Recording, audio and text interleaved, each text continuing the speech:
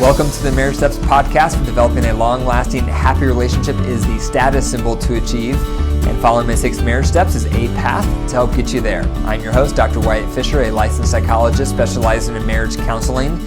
The Marriage Steps podcast is listener-supported, so to help keep it on the air for couples worldwide to receive hope for their marriage, please consider becoming a monthly supporter by going to patreon.com/marriage steps. For more marriage resources and to learn more about my 6 marriage steps, be sure to go to my website, drwyattfisher.com. The marriage tip of the night is never leave your home without saying goodbye to your partner. How often do you do that? You just walk out the door, you never think about saying goodbye, your partner's in the house, and they have no idea where you went. Did you go to the grocery store? Did you go for a walk? And they have no idea. It can feel very disconnecting and very insensitive for your partner. Connecting rituals is very important for couples to stay close. And so every time you enter a house and every time you leave the house, there should be some type of greeting with your partner to convey, I'm thinking of you, I'm being considerate of you, and I'm mindful of our connection. So make sure when you leave or return that you have a greeting with your partner. The marriage joke of the night is there was a husband and he thought he would surprise his wife by getting a new bed for their bedroom, but the bed was a trampoline. And when his wife found out, she hit the roof. Okay, the marriage message of the night is going to be my responses to questions that have come in from various people on different platforms. Some came in through Facebook, some through Instagram. So I'm going to read the questions and then I'll respond back to them. So the first question is, my partner and I have different parenting perspectives. What should we do? Because we view parenting differently, so we continually disagree on how to parent our kids and our teens. So this is common, and if you have kids, you know this is common.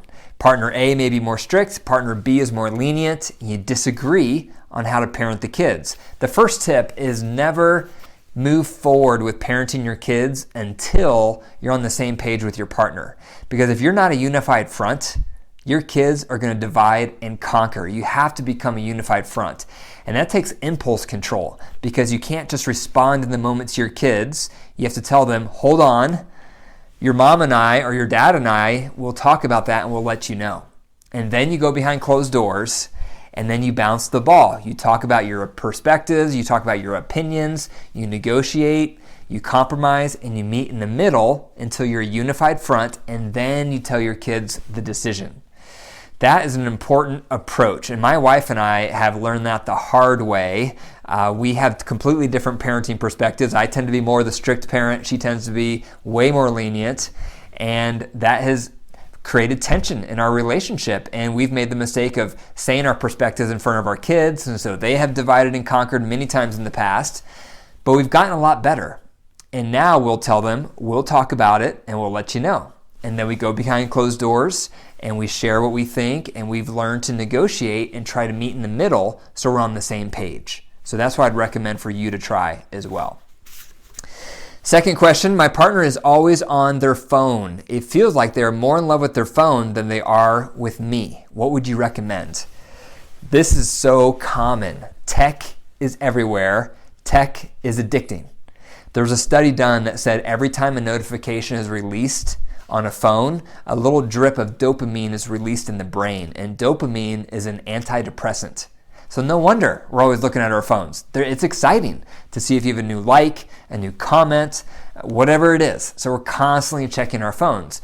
However, if you're on the other side of that, it can feel like you care more about your phone than you do your partner. So one thing I would recommend is carve out daily time with your partner that's tech-free.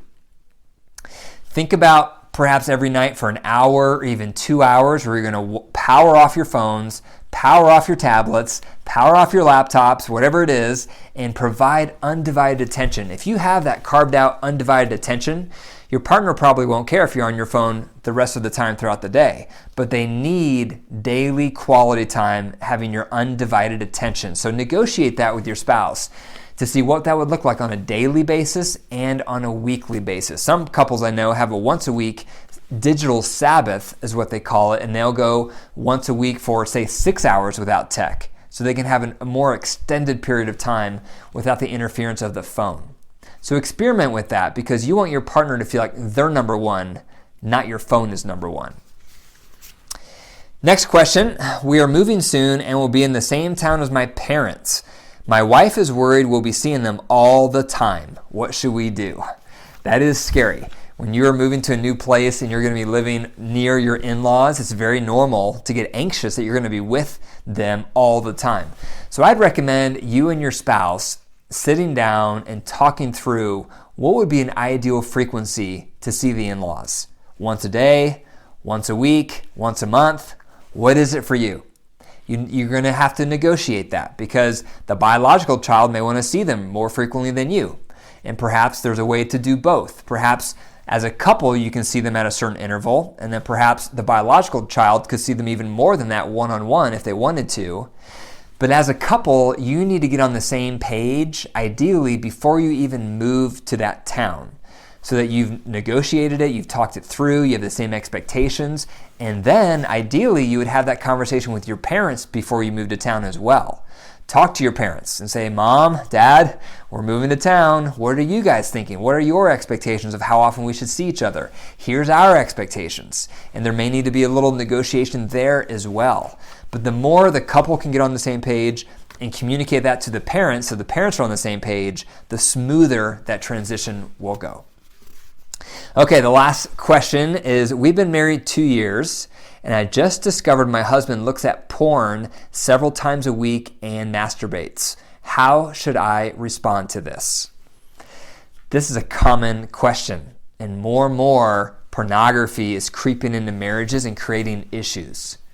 So when it comes to porn, it's a highly personal topic, and everyone has a different perspective, a different moral perspective as well.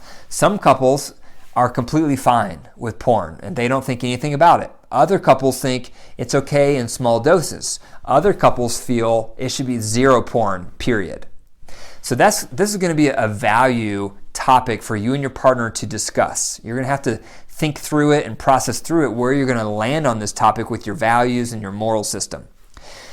But one thing I would start with for this person who wrote this in is start by talking to your partner and ask them what's causing their porn use.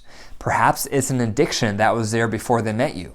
Perhaps they're going through something really stressful and they're turning to that for relief. Perhaps they're feeling a lot of sexual frustration in their marriage with you, but they're too nervous to talk about it, so they're turning to porn. Understanding what's causing the porn use is a really important first step. The second thing I would recommend is you want to get on the same page with your partner. You want to have no secrets, because you never want to have any type of sexual activity being done behind someone's back. And that's why when you find out your spouse has been looking at porn without you knowing about it, it can sometimes feel like infidelity for people. So if you agree that some porn use is okay, you need to be open and honest about it, because secrets on any level kill trust. So it's not so much about the porn, it's about the deception.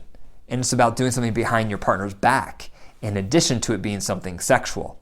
Now, if your partner is turning to porn and masturbation and neglecting sexual activity in the marriage, then that's a big problem, because you never want that to happen. So porn is a huge topic, and porn provides the 3 A's of addiction, which is accessibility, anonymity, and affordability. And research has shown that porn lights up the same reward center in the brain as crack cocaine. So it's highly addictive and it's everywhere. And so people are falling into addictions thinking it's okay and it's no big deal, but it can wreak havoc on relationships, especially chronic porn use. Chronic porn use is being shown to cause erectile dysfunction, and it can increase the likelihood of having an affair, and it increases the need for higher novelty so people can get into more taboo topics in porn. So it's definitely something you want to talk about, be open with, negotiate how you're going to land on this topic, and no secrets around it. Thank you for listening to the Marriage Steps podcast. If you enjoyed the episode, please click the 5 stars and leave a review. And be sure to send me your marriage questions through Instagram, Facebook, or you can email me at info@drwyattfisher.com. And remember, your marriage is alive. If you care for it and nurture it, it will grow. But if you neglect it, it will die. The choice is up to you. Take care.